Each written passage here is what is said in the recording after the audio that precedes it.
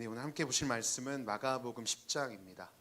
예, PPT가 다 잘 나오기 때문에 네, 한 절씩 길지 않기 때문에 함께 읽어보도록 하겠습니다. 마가복음 10장 13절로 22절 말씀인데요. 함께 PPT 보면서 함께 봉독하도록 하겠습니다. 사람들이 예수께서 만져주심을 바라고 어린아이들을 데리고 오매 제자들이 꾸짖거늘 예수께서 보시고 노하시어 이르시되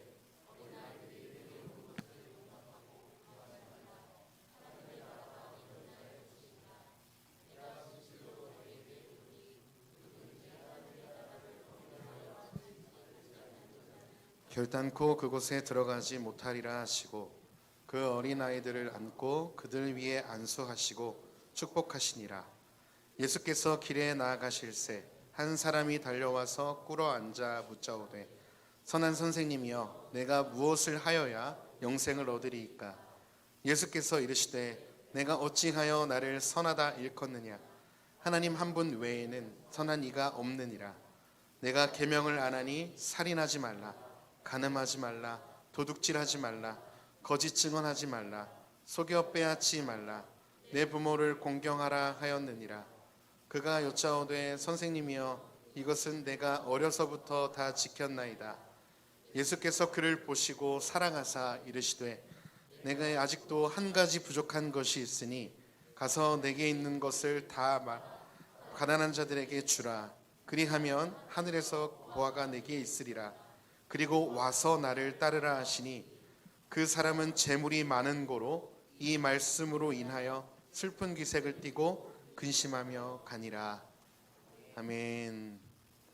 네, 반갑습니다. 제가 이 자리에 오랜만에 쓰는 것 같아요. 네, 지난달에는 또 제가 한번 건너뛰었던 것 같은데 되게 오랜만에 쓰는데요. 오늘 또 제가 생각보다 성도님들이 많이 오셔서 약간 긴장되는데 오늘 제가 함께 또 말씀 준비하고 또 묵상한 내용 가지고 또 하나님께서 저에게 주셨던 마음과 또 더불어서 동일하게 은혜가 성령님께서 주시기를 간절히 소망합니다.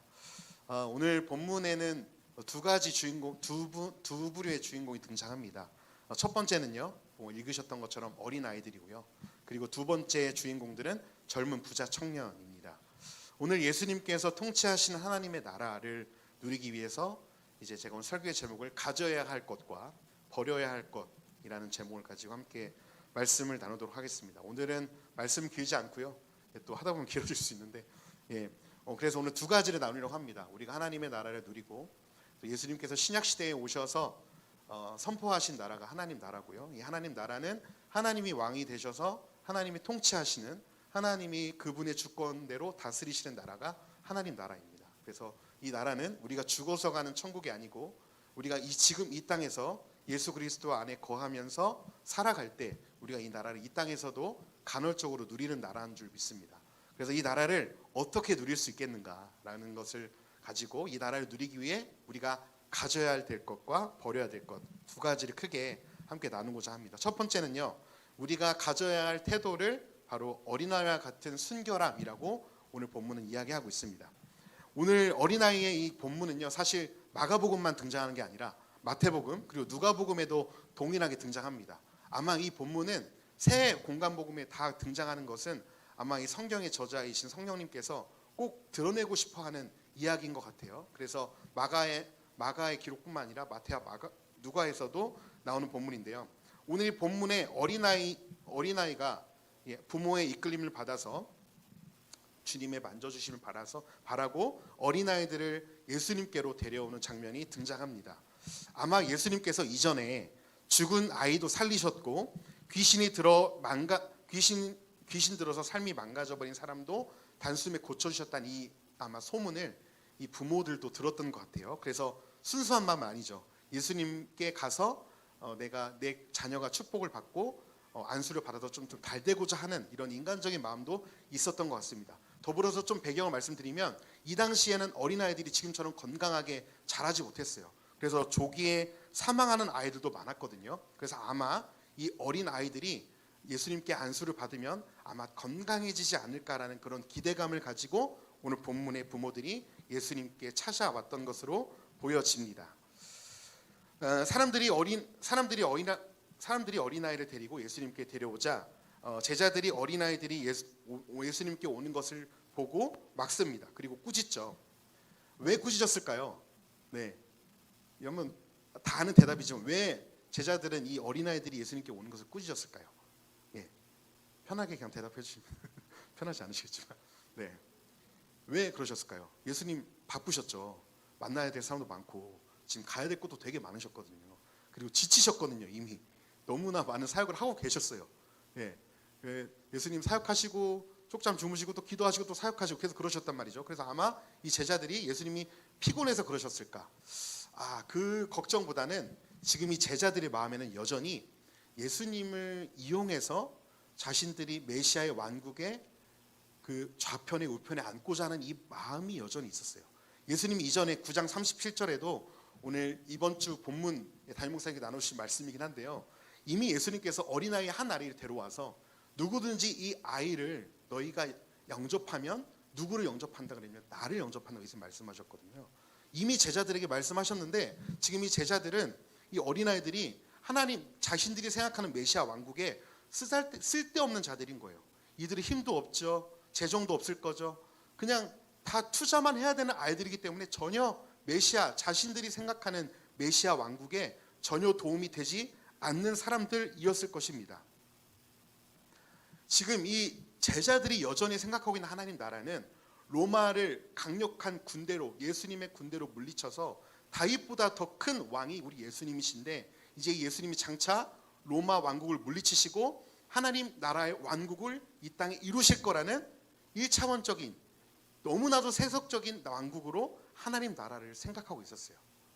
그러니까 예수님께서는 결국 죽으시고 당신이 죽으시고 없어지시고 희생하시면서 이룰 나라를 지금은 군림하고 힘으로 군림하는 나라로 하나님의 나라가 이루어질 거라고 착각하고 있었습니다. 그렇기 때문에 지금 이 제자들에게는 어린이들이 필요 없는 존재인 거예요. 지금 이 시대도 동일하지만 이때도 아마 어린아이들이 가장 낮은 지위였습니다. 그래서 꾸짖고 있는 거예요. 애들은 가 이러면서 꾸짖고 있는 거죠. 그랬더니 예수님께서 그걸 보시고 어떻게 하시냐면 14절 말씀에 보니까 노하십니다. 화내셔요. 그러면서 이렇게 말씀하십니다. 함께 같이 14절 읽어볼게요. 14절 15절 함께 읽어보겠습니다.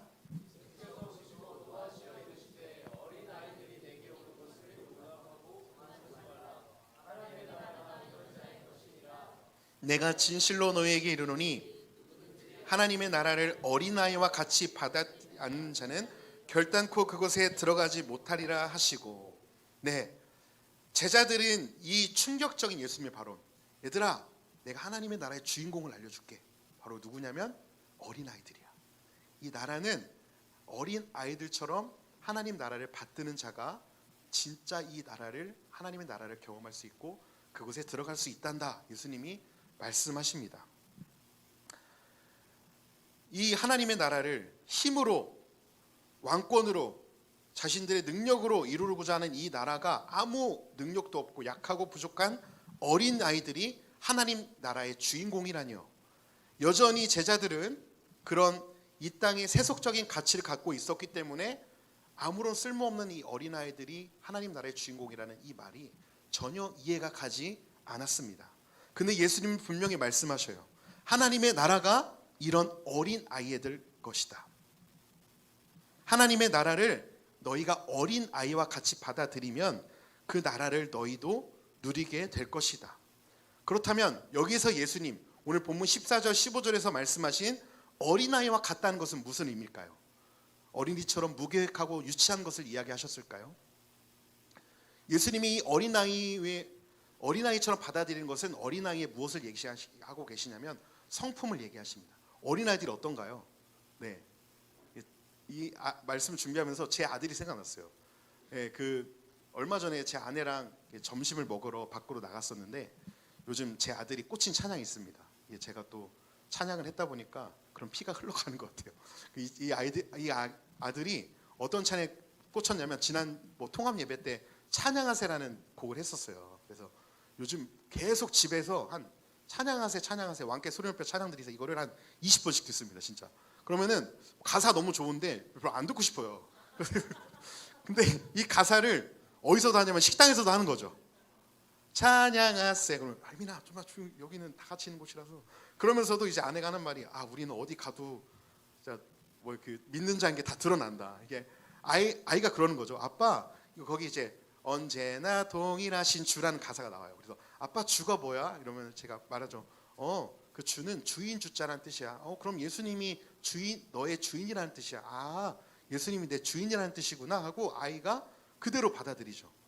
이 아이가 유초동부에서 부른 찬양을 그대로 어딜 가든지 부릅니다.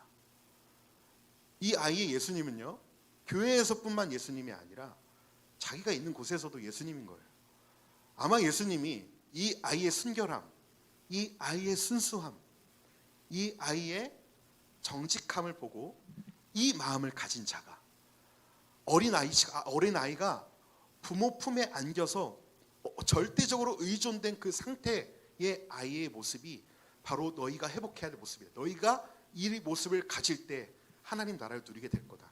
너희도 하나님의 아들이고 딸들인데, 자녀들인데, 너희 한 아이가 엄마 품에 안겨서 안식을 누리는 것처럼 하나님 한 분밖에는 의지할 데가 없어서, 마음이 가난해서 하나님 밖에는 소망이 없어서 나오는 그 자들, 하나님도 있고 세상도 있고 하나님도 있고 돈도 있고가 아니라 하나님밖에 소망이 없는 자들, 그 자들에게 하나님 나라가 실제로 임하게 될 거라고 예수님은 말씀하시는 거죠.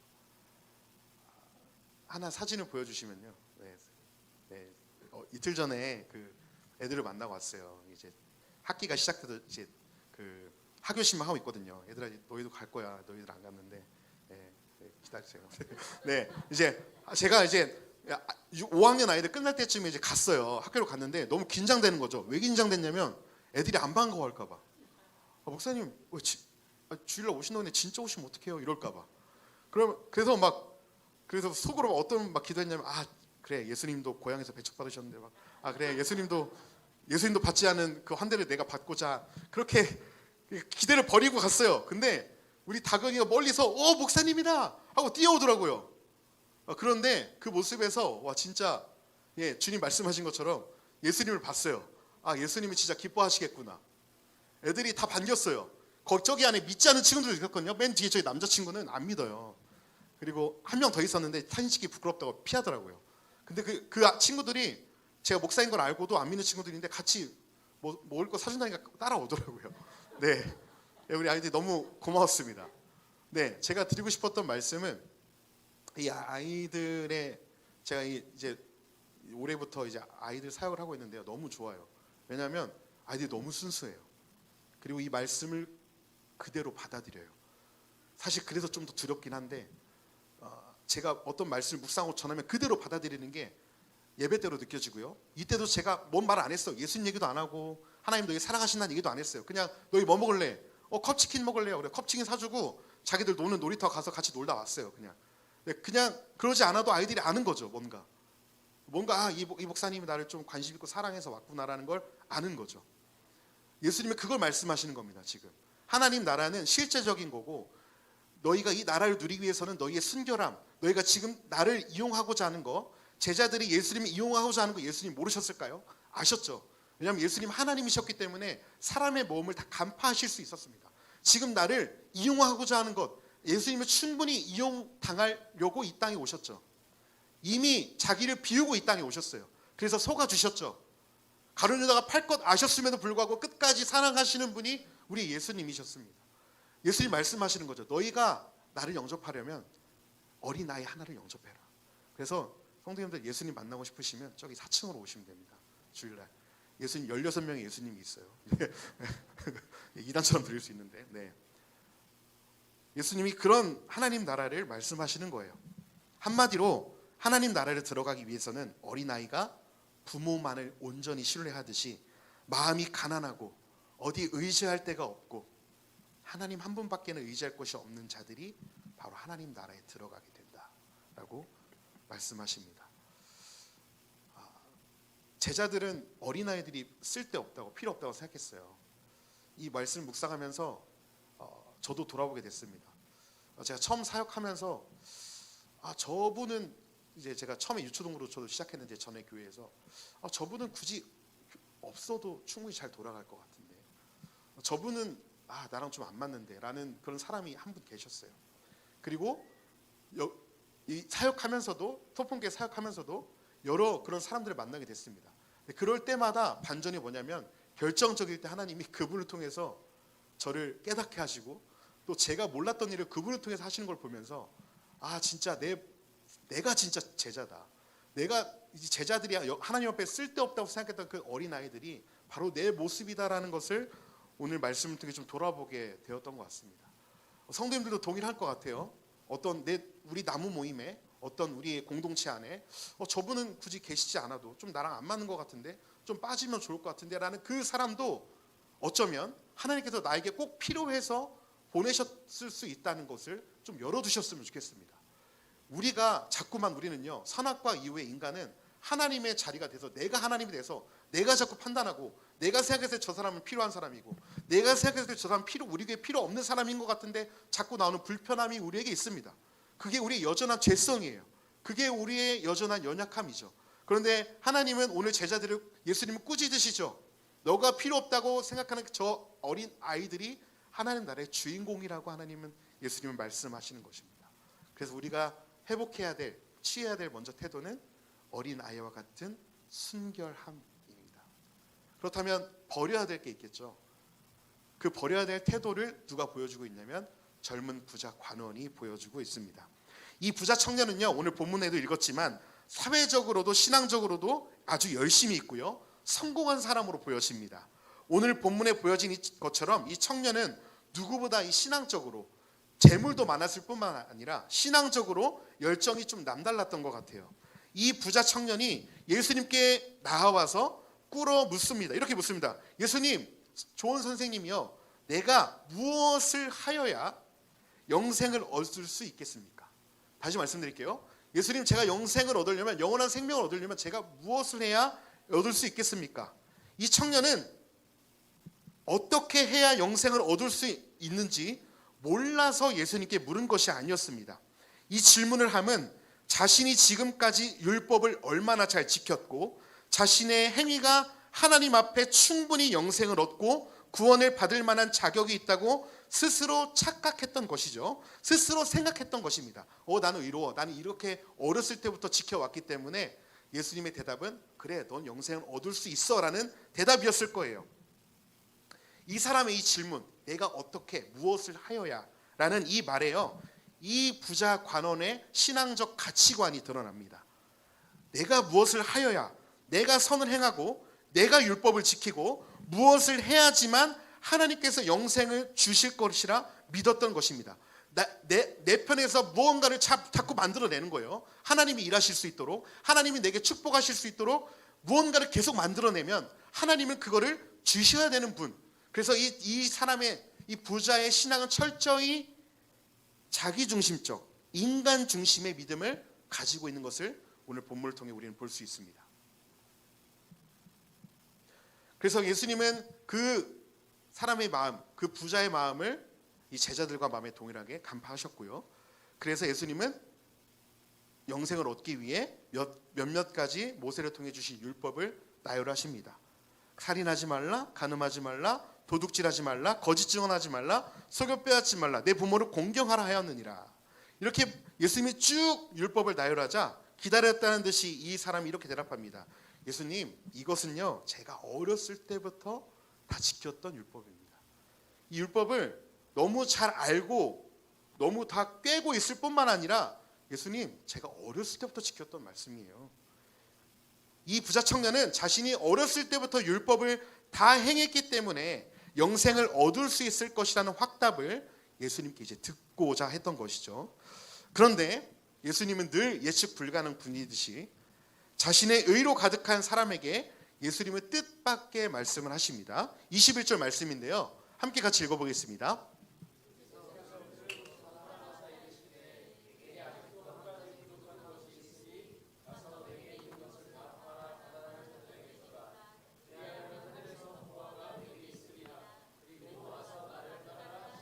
네. 자, 예수님께서 먼저 이 부자 청년에게 말씀하실 때 오늘 본문에 보니까 저를 좀 처음에 사로잡았던 단어는 사랑하사였어요. 예수님이 아직도 교만해서 깨닫지 못하는 자에게 하시고자 하는 그 마음은 예수님께서 충고하실 때 그 마음은 사랑하는 마음이었구나. 그래서 나도 누군가, 이제 이 짧은 이 본문을 보면서 나도 누군가를 향한 충고를 하게 될 때, 충고를 해야만 상황이 올 때, 굳이 그렇게 하지 않아도 주님이 바꾸시겠지만 내가 충고를 해야 될 때 나도 예수님처럼 좀 사랑하는 마음이 있었으면 좋겠다는 생각을 하게 됐고요. 예수님은 이 교만하고 자기 의로 가득한 이 사람을 정죄하지 않으십니다. 바로 야도 틀렸어, 그게 아니라 사랑함으로 말씀하시는 거죠. 예수님은 지금까지 이 계명을 다 지키고 완벽한 삶을 살아왔다고 자부한 이 부자 청년에게 얘야, 너에게 아직 한 가지 부족한 것이 있다고 말씀하십니다. 그것은 바로 그의 많은 재물이었습니다. 돈이었습니다. 어쩌면 이 청년에게 많은 재물은 어쩌면요, 열심히 율법을 지켜온, 열심히 신앙생활하고 헌금생활하고 예배생활하고 기도생활한 그 보상의 대가, 하나님께서 주신 열매의 대가가 재물일 수 있습니다.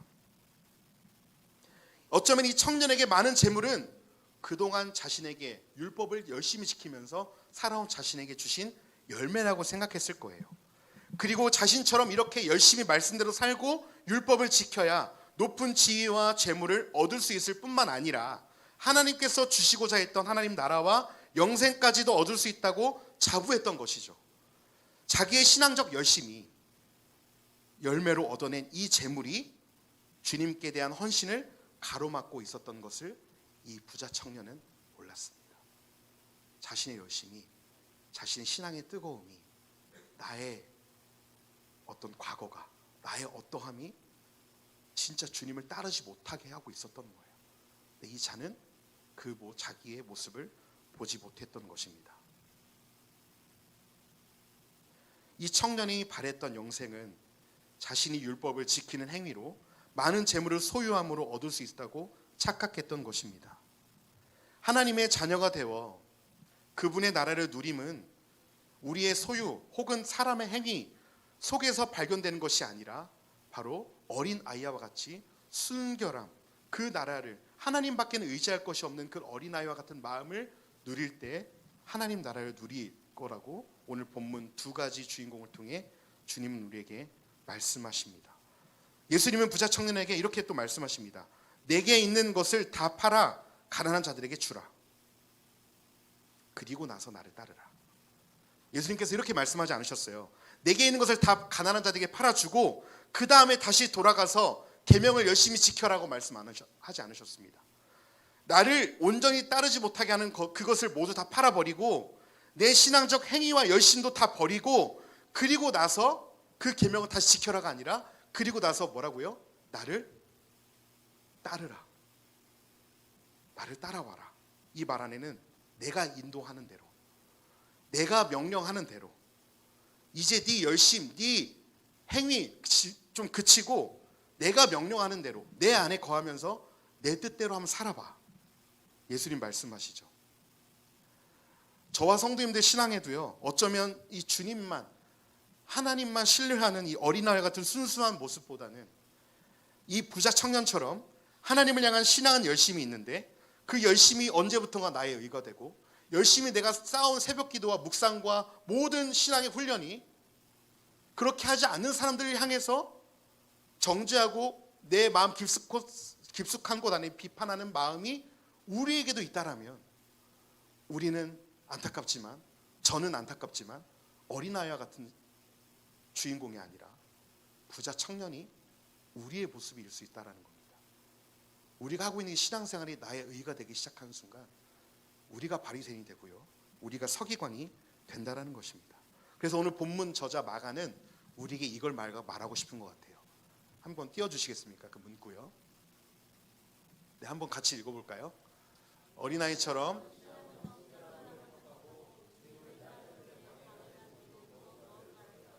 네, 오늘 이 재물 많은 청년은요, 그냥 단순히 예수님께서 부를 멸시하시는 게 아니고 가난한 자가 귀하다고 말씀하시는 게 아니라 중요한 건 뭐냐면 주님을 따르는 데 방해되는 거.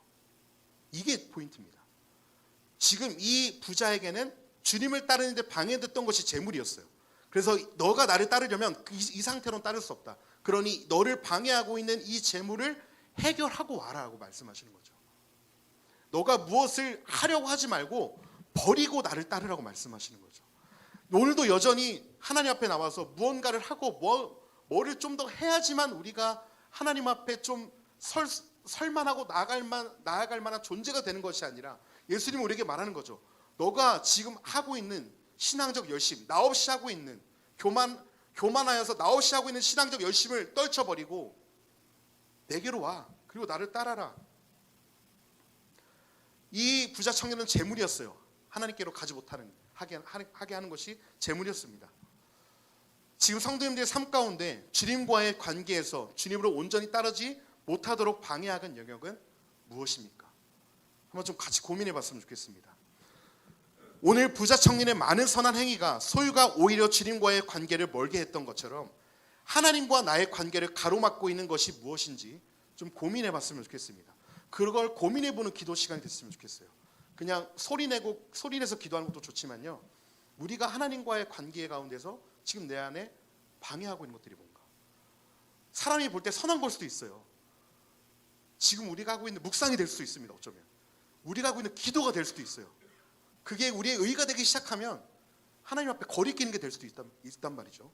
우리가 하나님을 만나고 싶어서 순수한 마음으로 그것을 하는 건 좋지만, 우리가 무언가를 드러나게, 내가 무언가를 업적을 쌓아 올린다라는 마음으로 그것을 한다면 그것은 우리에게 방해물이 될 수 있다는 겁니다. 그리고 어떤 성도님들은 이 부자 청년처럼 재물일 수도 있습니다. 돈일 수 있어요. 여전히 하나님만 의지하고 하나님만이 나의 도움이시고 왕이시라고 고백하지만 현실은 돈이 나의 유일한 소망이고 도움이고 돈이 우상인 삶을 살아가고 계실 수도 있습니다. 어떤 분들은 주님을 온전히 따르지 못하도록 하는 영역이 사업일 수도 있고 내 일일 수도 있고 내 학업일 수도 있습니다. 주님 나라 영광을 위해서 시작했던 나의 비전과 사업터가 언제부턴가 나를 드러내고 나의 즐거움과 만족을 위해 결국 하나님이 아니라 하나님과 예수님이 다 사라져버리고 내 자신을 위해서 열심히 일하고 있을 수 있습니다. 그 경우가 사역자 같은 저 같은 경우가 가장 위험합니다. 하나님의 일이라 여겨지는 이 사역이 사실 가장 변질되기 쉬운 것 같습니다. 겉으로 보여지기에는 하나님의 나라를 위해 복음을 위해 사역하고 신방하고 영혼들을 섬긴다 하지만 제 마음, 어쩌면 내 마음 깊숙한 곳에는 그 열심과 그 사역을 향한 열정이 결국에는 내 자신이 누군가에게 인정받고자, 내가 결국에는 드러나고자 하는 교만함이 때로는 제 안에, 성도님들 안에도 자리 잡고 있을 수 있습니다. 하나님과 내 관계에 방해하는 것은요, 우리가 볼 때 선한 걸 수 있어요. 그런데 오늘 주님은 말씀하시는 겁니다. 오늘 예수님께서 찾으시고 요구하시는 믿음은요, 나의 신앙적 열심과 노력으로 충만해서 내가 무엇을 계속해서 행동을 하여야지만 얻을 수 있는 자기 중심적인 신앙이 아니라는 것입니다.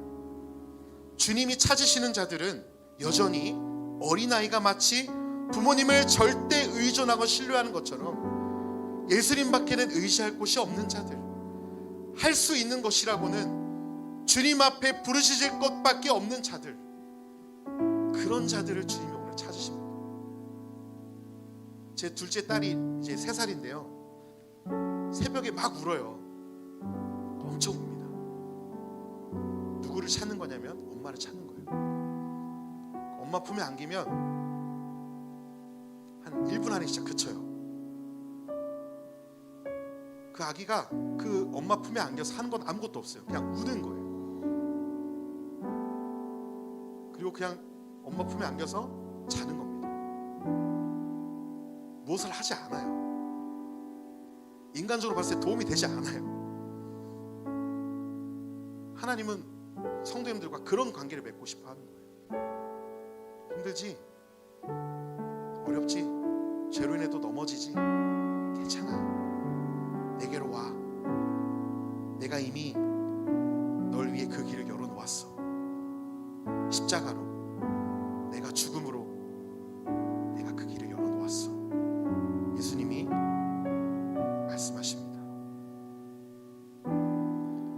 사실 오늘 드리고 싶었던 말씀은 하나님 앞에 아무것도 하지 않는 거예요. 그리고 그분을 전적으로 의지하는 겁니다. 나의 있는 모습 그대로 내가 예배를 잘 드리고 내가 무엇을 해서 나를 사랑하신 분이 아니라 그분은 우리가 아직 죄인 되었을 때 그리스도께서 우리를 위해서 죽으심으로 자신의 사랑을 확증해 주신 분입니다. 우리가 절대 착각해서는 안 되는 건요, 우리가 먼저 하나님을 사랑하지 않았어요. 하나님이 우리가 더럽고 냄새나고 전혀 사랑할 만한 조건이 없을 때, 한 가지도 찾아볼 수 없을 그런 더러울 때에 하나님이 우리를 찾아오셨다라는 것입니다. 그래서 바울은 복음을 이렇게 설명합니다. 우리 말씀 갈라디아서 2장 16절 말씀 함께 읽고 말씀 마무리하겠습니다. 함께 큰 소리로 마음에 새기면서 읽어보겠습니다. 사람이